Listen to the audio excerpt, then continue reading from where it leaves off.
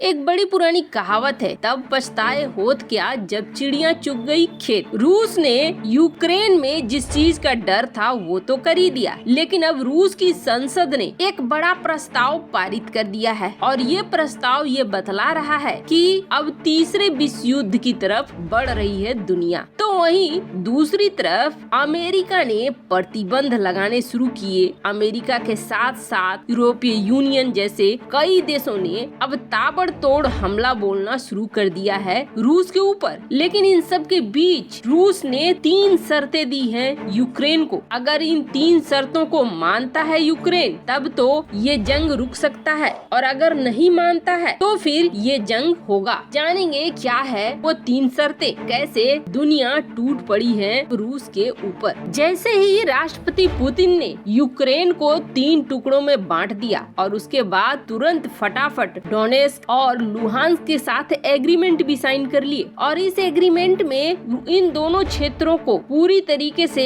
आजादी और सपोर्ट देने की बात भी कह दी रूस ने। और उसके तुरंत बाद क्या होता है कि यूक्रेन से 25 मील दूर प्लिंस्टे का नजारा बदल जाता है। यहाँ पर और भी ज्यादा रूसी टैंक और हथियार जमा होने लगते हैं, खासकर व्हीकल्स के रूप में। उसके बाद जो 12 माइल्स यूक्रेन से दूर है बेलगोरोड, वहाँ पर भी कुछ इसी तरह का जमावड़ा देखने को मिलता है। और 30 माइल दूर बेलारूस में मजेर में और भी इस तरह की मिलिट्री वाहन जमा होने शुरू हो जाते हैं। मतलब साफ तौर पर दिख रहा है कि यूक्रेन को हड़पने के लिए, कब्जाने के लिए एक फुल तैयारी चल रही है। और इस इलाके में रूस ने अपनी सेना को उतारना शुरू कर दिया है। एक तरफ ये बात चल रही थी कि बाइडेन और पुतिन की बैठक होगी, लेकिन उस बैठक से पहले ही रूस ने ये ऐलान करके कि 2 अलग देश बनेंगे, हड़कंप भी मचा दिया और ये भी साबित कर दिया कि रूस जो सोच रहा है वो वही करेगा, वेस्टर्न चाहे जो कुछ भी सोचते रहे। खैर, अब नींद से जागे हैं बाइडेन और 27 देश। अमेरिका इसके बाद क्या करता है ये दुनिया देखना चाह रही थी, और अमेरिका ने बड़ा प्रतिबंध लगाया है। आपको बता दें, अमेरिका के इस प्रतिबंध से कुछ दिनों के लिए तो जरूर हिलेगा रूस। अमेरिका ने रूस के मिलिट्री बैंक और एक प्राइवेट बैंक पर प्रतिबंध लगाने के साथ साथ ये भी प्रतिबंध लगा दिया है कि अब वो वेस्टर्न के साथ, यानी कि पश्चिमी देशों के साथ कोई व्यापार नहीं कर सकेगा। यानी सीधी चोट किसके ऊपर है? सीधी चोट है रूस की अर्थव्यवस्था पर। इसके बाद 2 पोजीशन थे जिस पोजीशन को माना जा रहा था रूस का नब्ज, जिसमें से एक है नॉर्थ स्ट्रीम पाइपलाइन 2। ये प्रोजेक्ट रूस के मन के काफी करीब है। कारण क्या है? कारण ये है रूस की अर्थव्यवस्था को चाहिए बड़ी ऊंचाई, और ये जाता है इस रास्ते से होकर। नॉर्थ स्ट्रीम 2 को अगर आप देखेंगे तो रूस ने इसे बनवाया ही इसलिए था, जर्मनी के साथ मिलकर इस प्रोजेक्ट को शुरू ही इसलिए किया था कि यूरोप के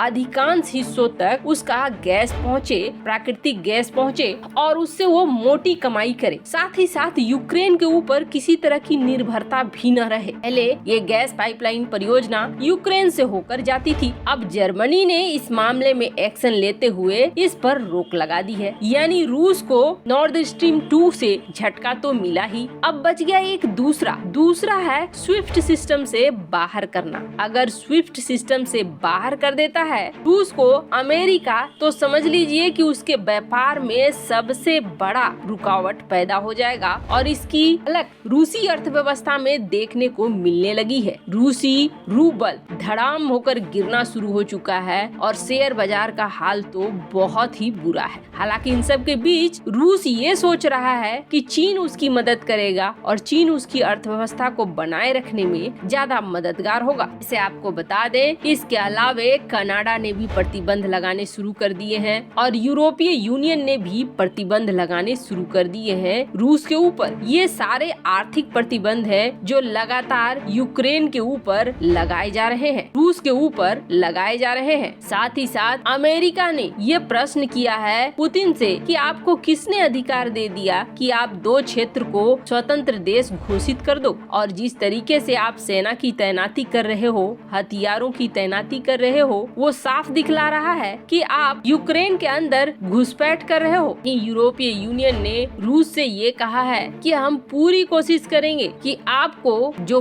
पेन है, जो दर्द है, उसका एहसास करा दें। पर इन सब के बीच रूस ने 3 शर्तें रखी है और इन 3 शर्तों को यूक्रेन को कहा है मानने के लिए। रूस ने कहा है कि हमारी संसद ने सैन्य ताकत के इस्तेमाल की मंजूरी दे दी है, मतलब कि अब हम बाहर युद्ध करने के लिए स्वतंत्र हैं और हमारे जो संसद हैं वो साफ साफ कह रहे हैं कि आप सेना को लेकर आगे बढ़ो। ऐसे में यूक्रेन को हम अंतिम मौका देते हैं और इस अंतिम मौके में हमारी 3 मांगे हैं। वैसे आपको बता दें, रूस ताबड़तोड़ अजरबैजान और अपने सहयोगियों से लगातार बातचीत कर रहा है, अपने लिए एक गुट तैयार करने की कोशिश कर रहा है। इन सब के बीच पुतिन ने यूक्रेन को ये कहा है कि सबसे पहले तो आप ये मानो कि क्रीमिया रूस का हिस्सा है, यूक्रेन का हिस्सा नहीं है। आपको बता दें 2014 में क्रीमिया पर कब्जा कर लिया रूस ने और अब तक क्रीमिया का विवाद चल ही रहा है। पर इन सब के बीच क्रीमिया को लेकर रूस की ये बड़ी मांग निकल कर सामने आई है। तो वहीं दूसरा शर्त रूस ने ये रखा है कि यूक्रेन को नाटो में शामिल नहीं होना चाहिए। यूक्रेन गुट निरपेक्ष रहेगा, किसी भी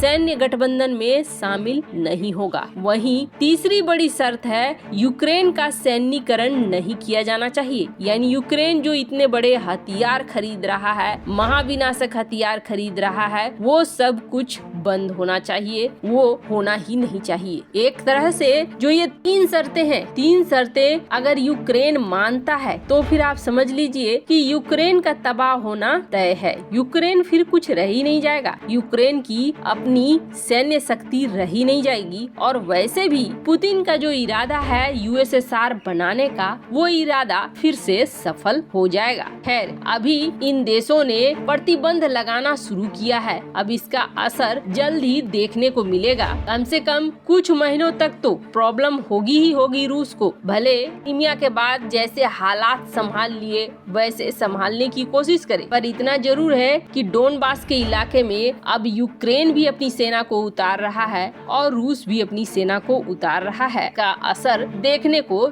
जरूर मिलेगा। पर कहीं न कहीं अगर यूक्रेन युद्ध में प्रतिबंधों के अलावे अमेरिका हथियारों के साथ उतरता है तो फिर ये एक अलग ही रूप ले लेगा, एक ऐसा रूप जो भयानक होगा। वैसे आपको क्या लगता है, क्या यूक्रेन को रूस की ये 3 शर्तें मान लेनी चाहिए और क्या ये प्रतिबंध रूस के ऊपर बहुत ज्यादा असर करने वाले हैं? कमेंट कर अपनी राय जरूर बताएं। जल्द मिलते हैं अगले वीडियो में नई खबर के साथ।